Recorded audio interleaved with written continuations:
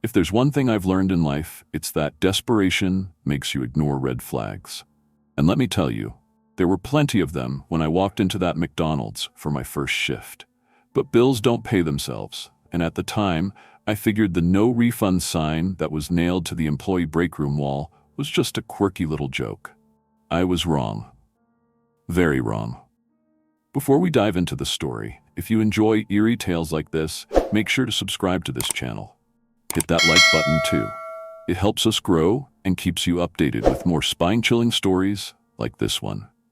James Carter was the kind of person who could blend into a crowd without trying. Average height, average build, brown eyes that avoided eye contact. Everything about him screamed ordinary. And that's exactly how he wanted it. He wasn't the ambitious type, and after a string of odd jobs, he'd given up on the idea of finding his passion. Passion didn't pay rent, and for James, survival was the only goal. At 24, he'd just moved back to his hometown after a failed attempt at city life. Haydenfield wasn't exactly thriving, but it was quiet and cheap. That's what he needed, cheap. He'd burned through his savings after losing his last job and spent a few weeks couch surfing before accepting that fast food was the quickest way to get a steady paycheck. He wasn't proud of it, but pride didn't keep the lights on. The McDonald's on the edge of town wasn't like the shiny, bustling ones James had seen growing up. This one looked older, as though it had been built before the concept of modern franchises. The neon sign buzzed faintly, and the parking lot was littered with stray ketchup packets and faded receipts. It wasn't the kind of place you'd want to linger, but for James, it was a lifeline. He'd applied online the week before, and the manager, Mr. Turling, had called him back almost immediately. James thought that was odd. Usually these places dragged their feet, but Mr. Turling had sounded eager, almost insistent. "We've had some staffing issues lately," he'd said over the phone. "If you can start immediately, the job's yours." James had agreed without hesitation. Now, standing in the dimly lit break room, James clutched a black binder labeled Employee Handbook. The plastic cover was sticky, as if it hadn't been cleaned in years. "First day, huh?" a voice said behind him. James turned to see a girl about his age, maybe a little younger. She had dark circles under her eyes and a name tag that read Maria. Her uniform looked like it had seen better days, but her smile was warm enough to put him at ease.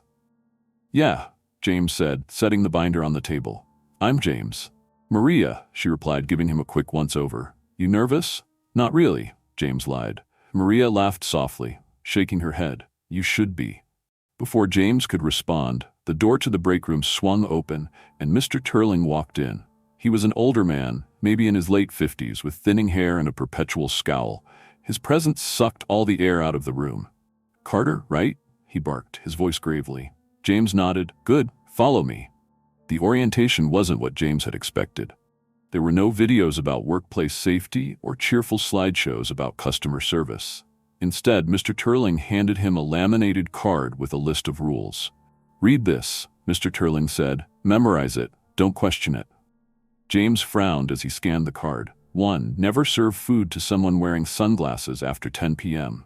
2. Always double-check the milkshake machine before closing.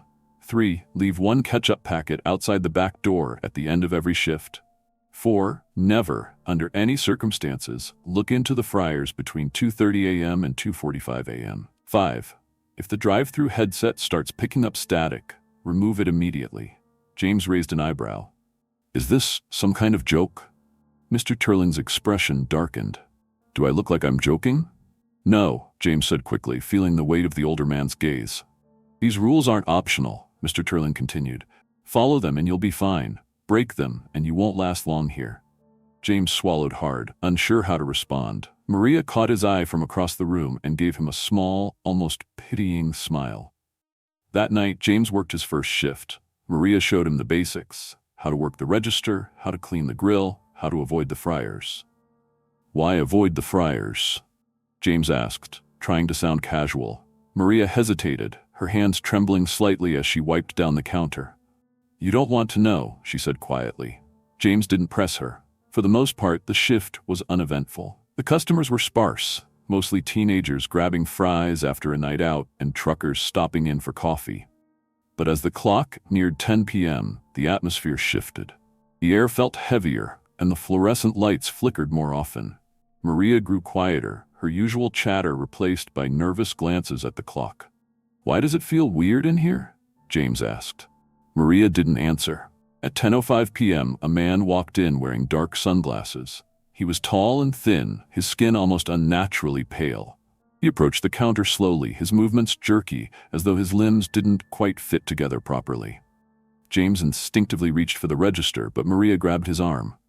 "Don't," she whispered. "What?" James whispered back. "Don't serve him." The man stood at the counter, his head tilted slightly to the side.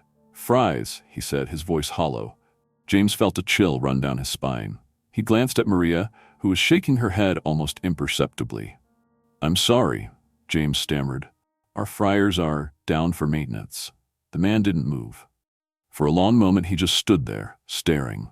Then, without a word, he turned and walked out of the restaurant. James let out a breath he hadn't realized he was holding. "What the hell was that?" Maria didn't answer. By the end of the shift, James was exhausted. He clocked out and headed for the door, but Maria stopped him. "Wait," she said, handing him a single ketchup packet. "What's this for?" "The back door," Maria said. "Don't forget." James nodded, still unsure why any of this mattered, but he did as he was told. He placed the ketchup packet on the ground outside the back door, feeling ridiculous as he did it. When he returned to his car, he noticed something strange. The man with the sunglasses was standing across the street, perfectly still, his face illuminated by the faint glow of a street lamp. James got into his car and drove away without looking back. That night, as he lay in bed, James couldn't shake the feeling that he'd made a mistake.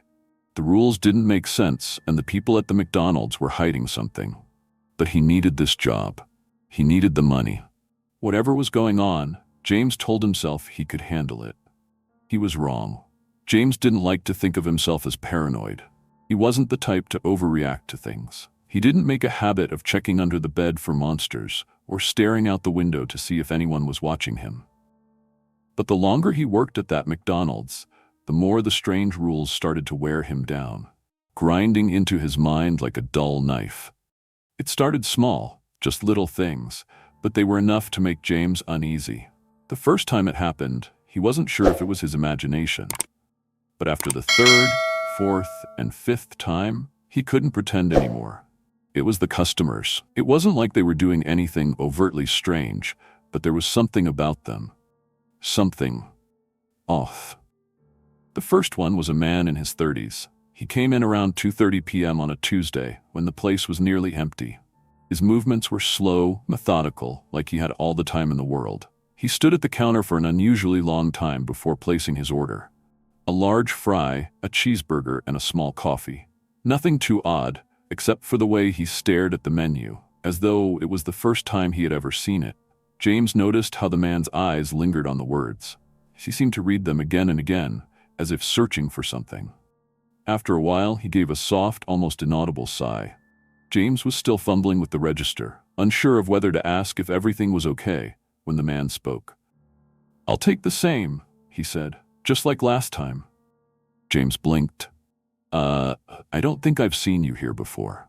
The man didn't answer, just stared at James with an odd, distant look. For a moment, it felt like time had frozen. James wasn't sure if he should say something or just let the silence stretch. But then the man nodded and took his meal, paying in exact change. He didn't say anything else. As the man left, James stared after him, feeling like something was wrong. Then, there was the child. It wasn't like James had never seen kids in a McDonald's before. It wasn't even that unusual for a child to sit quietly and just stare at the menu, thinking about what to order. But this child, she didn't speak. She was maybe 6 or 7 years old, with a mop of unruly hair and wide, vacant eyes. She sat at one of the booths, alone, staring at the menu for an hour straight. Her hands were clasped together on the table, and her feet didn't touch the ground. She didn't blink. She didn't make a sound. James noticed her when he was cleaning the nearby counter. At first, he thought she was just waiting for someone, maybe a parent or an older sibling. But no one ever came. She just stayed there, her eyes fixed on the menu. Maria, who was working the shift with him, didn't seem to notice. She was in her own world, lost in the rhythm of the shift. She flipped through her phone, occasionally glancing up to take orders. James felt uneasy. Something wasn't right. He decided to approach her. "Hey, kid," he said softly, trying to keep his voice friendly. "Do you want something to eat?" The child's eyes slowly turned toward him, and for a second he thought he saw something flicker, something too quick to grasp. Then she tilted her head slightly. "I'm waiting," she said, her voice barely audible. "Waiting for what?" James asked, confused. The girl didn't answer, just went back to staring at the menu. James stood there for a moment, unsure of what to do. He had never felt this uncomfortable in a McDonald's before. But then the child stood up, walked over to the counter, and ordered the exact same meal as the man from earlier. A large fry, a cheeseburger, and a small coffee. The order seemed so strange, so repetitive, but James didn't know why. She paid with exact change, and then she walked out just as quietly as she had come in. James stared after her, the unease gnawing at the back of his mind. It didn't stop there. The next day a woman came in, her hair pulled back into a tight bun. She was dressed in a long, dark coat, even though it wasn't cold outside. She stood at the counter for what felt like forever, staring at the menu, as though trying to decide what to get. James was cleaning the soda machine when she finally spoke. "I'll take a small fry," she said, her voice soft but firm. James didn't think much of it at first. He rang her up, and she handed him exact change. But then, as she turned to leave, she stopped and looked back at him. "Do you know who I am?" she asked, her gaze fixed and unblinking. James blinked, taken aback. No, should I?" The woman's lips curled into a faint smile. "I'm sure we've met before."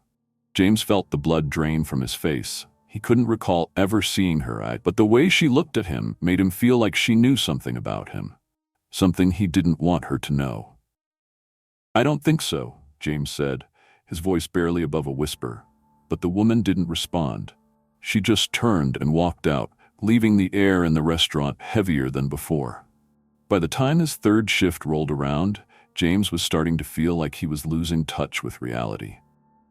The odd customers were coming in more frequently, always ordering the same thing, always acting like they had been there before.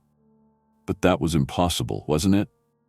He didn't know what was worse, the customers, or the feeling that they were all somehow connected, that the rules and the strange occurrences were all a part of something bigger. It was a quiet night. The clock ticked slowly, and the restaurant seemed to be in a permanent state of lull. No one came in for hours, and James found himself slipping into a rhythm of monotony. He wiped down the same counters again and again, stacked napkins, and cleaned the soda dispensers, anything to keep his mind occupied. Maria was at the register, doing the same. She didn't speak much, didn't offer much more than a passing glance when their eyes met. But then, around 3 a.m., a figure appeared at the door. It was the same man in sunglasses. He walked in, his movements slow and deliberate, and stood at the counter without saying a word. His face was hidden behind the dark lenses, but James could feel his gaze, even if he couldn't see it. The man ordered the same thing as always, a large fry, a cheeseburger, and a small coffee. But this time, there was something different. James didn't know what it was, but he felt a shiver crawl up his spine as he rang up the order. He handed the man his food, but the man didn't leave. Instead, he stood there, staring at James, his lips curling into a faint, knowing smile. For a moment, James felt like he was looking into the face of someone who knew all of his secrets. Then, the man turned and walked out, as quietly as he had entered. But this time, James didn't feel relief. This time, something inside him cracked. The monotony of the night had been broken, and James couldn't shake the feeling that he had just witnessed something he wasn't meant to see. The rest of the night passed in a blur, the minutes stretching longer than they should have. James was exhausted, but the weight of the rules, the customers, and the eerie stillness of the place kept him awake. He didn't know what was happening, but he knew it was only going to get worse. James had never been one to question routine. Working at McDonald's was a job, a simple one, a mundane one. But as the days dragged on, the monotony of it all began to feel different. The rhythms of the shift, the mechanical movements, everything was starting to blur together in a way that left him feeling hollow. His body moved like it always had, but his mind, it was always a step behind. The days began to stack on top of each other. Shift after shift. Order after order. But there was something creeping into the gaps between those orders. Something that couldn't be ignored anymore. James couldn't remember the last time he'd gotten a good night's sleep. The eerie, repetitive nature of his job, combined with the strange customers, had slowly eroded his peace of mind. His thoughts felt fractured, disjointed.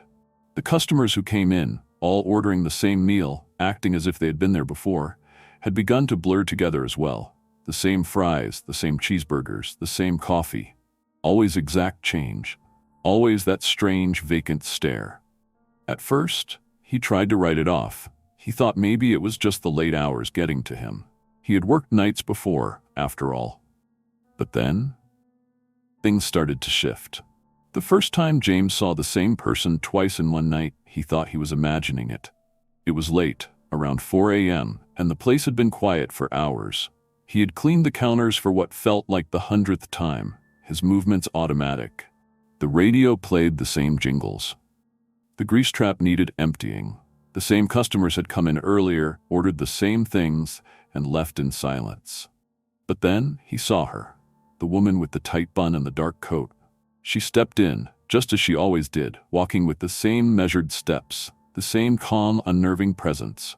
And once again she ordered a small fry, a cheeseburger, and a small coffee. James felt a chill run down his spine as he rang up her order. "Just like last time," she said, and the words hit James like a wave of déjà vu. He stared at her for a moment, unsure of what to say. He had seen her just a few hours ago. He was certain of it. But now she was here again, as if time had looped. She took her meal, paid with exact change, and then, just as she had done before, turned and walked out. James blinked, his mind struggling to catch up. He didn't know what was worse, that he was starting to recognize her or that this was now becoming normal. But then, the man in sunglasses appeared again. He had come in during every shift for the last week, ordering his usual, a large fry, a cheeseburger, and a small coffee. The exact same meal. He had never said more than a few words, always smiling with that faint, knowing grin. James couldn't stop himself from watching him. The man was always the same slow, deliberate movements, the same cold, unreadable expression, always paying in exact change, always leaving quietly, as though he was part of the background, blending in with the shadows. "Just like last time," the man said when he handed James his order. James didn't know how he could have been there before. The man had only just arrived. "Have we met?" James asked, his voice weak, as though he was speaking to someone in a dream. The man didn't answer, but instead, he gave James that same smile. It wasn't a comforting smile. It wasn't a friendly smile. It was a smile that spoke of secrets, of things James didn't want to know. The man paid with exact change, took his meal, and walked out without another word. It wasn't long before things started happening that James couldn't ignore. It wasn't just the same customers anymore. It was everything. The air felt thicker, somehow. The sounds in the restaurant felt muted, as if they were being filtered through a dense fog. The jingles on the radio began to repeat, playing the same songs over and over again until they felt like they were coming from somewhere far away, distant. Time seemed to stretch in odd ways. Some shifts felt endless, others slipped by in the blink of an eye. James couldn't find a rhythm anymore. He felt like he was trapped in an endless cycle. A cycle where nothing changed. Nothing ever moved forward. The customers came and went, the orders were placed, and the food was served, but everything felt like it was playing out on repeat. One night, around 2 a.m., when he was alone at the counter, he saw a figure standing outside the restaurant. It was the child, the one who had sat in the booth, staring at the menu for hours. James hadn't seen her in a while. He had almost forgotten about her, in fact. But there she was, standing outside the glass doors, staring at him. Her small hands were pressed against the window, and her eyes never blinked. She didn't move. She didn't speak. She just stared. For the first time since it all started, James felt something in his chest tighten. He felt trapped, like there was no way out of the loop he had fallen into. The strange customers, the unnerving familiarity of it all, it was suffocating. Then the door chimed as the bell rang. James jumped, startled, but when he looked up, the child was gone. There was no sign of her anywhere. It was only a few moments later that the woman with the tight bun came in again. She stood at the counter, just as she always did, staring at the menu. James didn't even ask her what she wanted anymore. He already knew. "Just like last time," she said, her voice soft but firm. James rang up the order, but this time he felt different. Something had shifted within him. Something inside his head was starting to break. He had seen this woman so many times now. He had heard her speak the same words over and over again. It was no longer a question of whether he was losing his mind. It was a question of how long he could keep pretending that this wasn't real. "Why do you keep coming back?" James asked, his voice barely a whisper. The woman smiled. It wasn't a smile of kindness. It wasn't a smile of reassurance. It was a smile that felt like the end of something. "I'm waiting," she said. "Waiting for what?" James asked, his voice shaking. "Waiting for you," she answered, her gaze never leaving his. The monotony of the job had turned into something darker. The rules, the strange customers, the empty hours, all of it had broken down into something that no longer made sense. James didn't know if he was still trapped in a nightmare or if he had somehow crossed over into something much worse. He couldn't tell the difference anymore. He was no longer sure of what was real and what was just a shadow of something that was. He stood behind the counter, staring blankly at the register. And then a final thought broke through the haze of his mind. Maybe there was no escape. Maybe he was stuck in this loop forever. Just like last time. The door chime rang again, but James didn't look up. He knew who it was. He knew what was coming. And for the first time, he didn't care. James stood frozen behind the counter, his eyes fixed on the register. The door chime had rung again, and he knew exactly what was waiting on the other side. He could feel it in the air, the tension, the static, like something was about to snap. But he didn't look up. He didn't want to. He couldn't take it anymore. The strange customers, the endless repetition of the orders, the feeling that time had stopped. He had tried to ignore it, to rationalize it, but now he understood. He understood what was happening. The monotonous rhythm of it all was suffocating him, pulling him deeper into whatever nightmare had claimed this McDonald's. The rules, the weirdness, the strange familiarity of everything, it was all part of something he couldn't escape. And now, there was no more pretending. The door opened slowly, and James didn't look up. He didn't want to. He didn't want to see their faces anymore. He didn't want to hear the same words, just like last time. But then a voice pierced through the silence. James. It was his name. It was the woman with the tight bun, but her voice sounded different this time. There was no soft, almost sing-song quality to it. It was cold. His heart skipped a beat. "James," she repeated, louder this time. He couldn't ignore it any longer. Slowly, he lifted his eyes. The woman was standing at the counter, but she wasn't smiling. Her face was expressionless, almost hollow, like the skin stretched over her bones had grown too tight. The dark coat she wore seemed heavier now, as though it was pulling her down, weighing her into the ground. But it wasn't her presence that caught his attention. It was the other people behind her. The man in sunglasses, the child with the vacant stare, the strange woman from earlier. They were all there, standing behind her in a perfectly synchronized line. Each one of them was staring at James. Their faces were blank, their eyes vacant, as if they were waiting for something. "Why are you doing this?" James whispered, his voice cracking. The woman tilted her head slightly, the smile never reaching her eyes. "You've been here longer than you realize, James." His pulse quickened. "What do you mean?" She took a step closer to the counter, and with it, a deep chill seemed to settle into the air around them. It was as though the temperature had dropped in an instant. "You've been part of the cycle. You always have been." She stepped forward again. "You just never noticed." The man in sunglasses stepped closer as well, his cold eyes never leaving James. The child, her hands pressed against the counter now, didn't blink. James's chest tightened. He felt trapped, cornered by the people who had once been customers. But then it clicked. It wasn't just that they had been coming in at the same time every day. It wasn't just that they ordered the same thing. It was that they never left. They were always here. They were always waiting, just like him. The realization hit him like a punch to the gut. The cycle wasn't just happening around him. He was part of it. The woman's lips parted into a smile, but it wasn't kind. It was a smile that spoke of things much darker than James was ready to understand. "You've been here so long, James," she said softly, "and now you belong to the loop, just like we do." The man in sunglasses spoke for the first time. His voice was cold, empty. "You won't leave, James? Not until we all do." The child didn't say anything. She just stood there, her face impassive, watching him. James opened his mouth to scream, to demand answers, but the words stuck in his throat. His mind was reeling, spinning with the realization that there was no escape. The customers had been waiting. They had been here, just like him, stuck in the loop. And now it was his turn to take his place in the endless cycle. The door chime rang again, and James looked over his shoulder. He hadn't heard it before, but now he knew what it meant. A new customer had entered, and just like the others before him, he would be trapped here too. James's breath caught in his throat. He felt his body start to tremble, but it wasn't fear. No, it was something worse. Acceptance.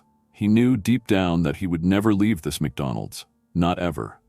And the strangest part, he was already starting to forget who he was before. The man he used to be, the one who walked in and out of this restaurant like it was just a job, was slipping away. His memories were already fading, like pages turning in a book that was slowly being erased. The woman with the tight bun gave him a final look, and her voice rang in his mind. "We all belong here, James." The door chimed again. Another customer.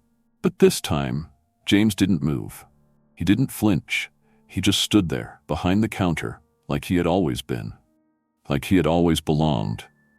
And then, as the familiar faces filled the restaurant once again, he realized that nothing would ever change. The loop was complete.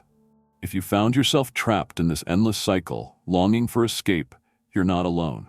The strange rules of the world we live in are often more sinister than we realize. But are you brave enough to uncover the truth? If you enjoyed this story, be sure to hit that like button, subscribe to the channel, and ring the notification bell so you don't miss the next chilling tale. Let us know in the comments. What's your theory about the loop? Are you ready to break free, or are you already part of it? Stay tuned for more terrifying stories that will make you question what's real and what isn't. Bookmark, go back,